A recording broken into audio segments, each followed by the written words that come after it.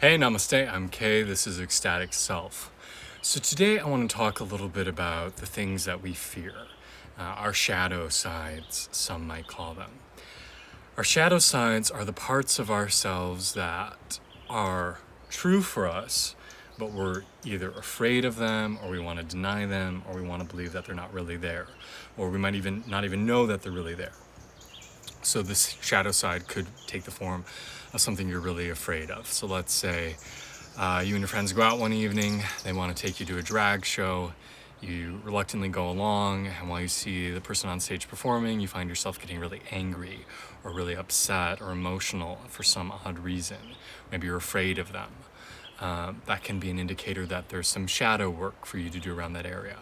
Maybe you find yourself on the subway and sitting next to somebody who is a little bit round-bodied, and you find yourself getting unjustifiably emotional, like angry or judgmental or frustrated with them for taking up so much space.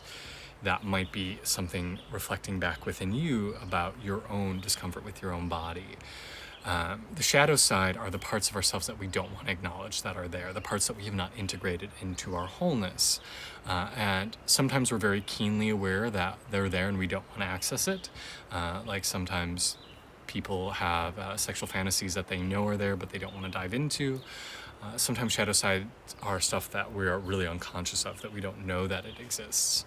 And either way, if you have something in your subconscious or buried in your conscious mind that you really don't want to access, but you keep coming back to, you keep being intrigued by it, you keep searching for it, you keep Googling it, you keep seeking those experiences out even though you're scared of it or you don't want to acknowledge that it's there, it's causing an emotional tension inside. It's causing a sense of dis-ease.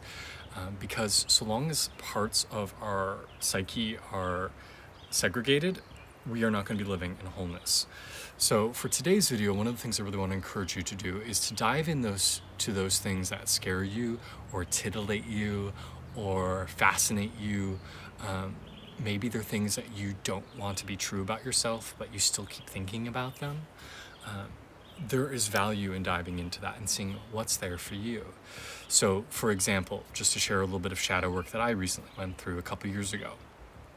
I had been working really hard on cultivating self-acceptance and wellness and just loving myself for where I'm at.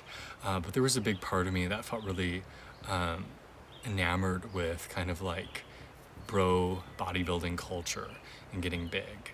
And one day me and my husband were walking out of the grocery store and I made some sort of like snide comment about these two bros like loading up their cart with egg whites and yogurt and cottage cheese.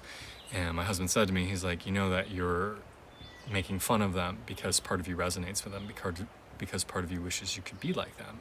You've got some shadow work to do there. He's like, you know, I'm really encouraging of you to explore that if you want to. Like, if you want to explore what that lifestyle's like, I'll be supportive. And if like you want to try, you know, taking steroids to see what that experience of getting huge is like, you know, I'm supportive. You do what you need to do to be healthy. Because he was right. There was a part of me that didn't want to acknowledge that I felt that way, but I kept being fascinated by it. And so for the next 8 months, I kind of like dove into that culture.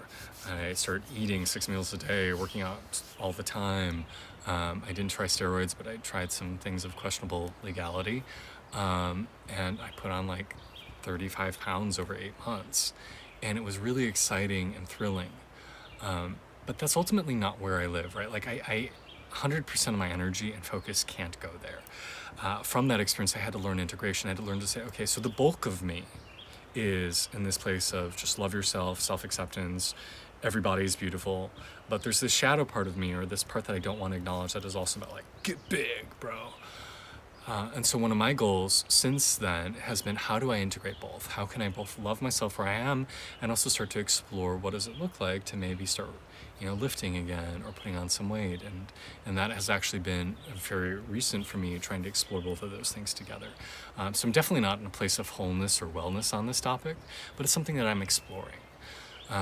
For me, you know, for a long time, my sexuality was part of my shadow side, right? Like I identified as either straight / quasi-asexual, depending on what week you found me, but I wasn't acting on it, right? Like I was totally celibate till I was 25.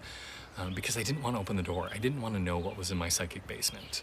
But since opening up to these things and exploring them, I have become a much more well-rounded and much healthier, happier individual.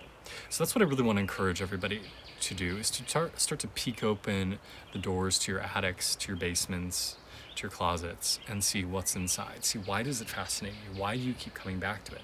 And what would it be like if you healthily, carefully, with support of loved ones, maybe started to explore it a little bit?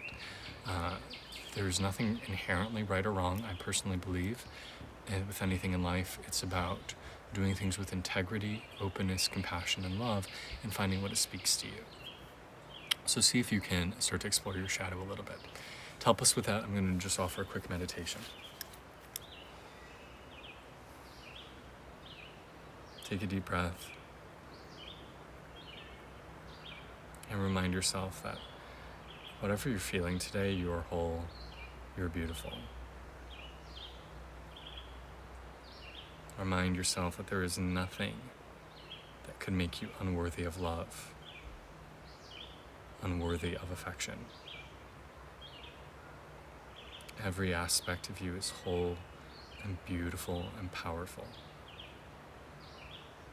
And our goal in this life is to own ourselves in our entirety, in our fullness, and to embrace every part of ourselves, even the ones we're afraid to admit, even the ones that we think are quote-unquote icky. But as you breathe, feel a sense of knowing you are loved, knowing that you are worthy of love,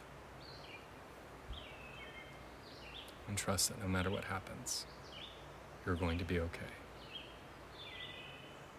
And that as you move forward with compassion, respect for all living creatures, wild consent, enthusiastic consent if your desires involve other people, and kindness both to yourself and others. Wherever you are is okay. Sit here and really try to feel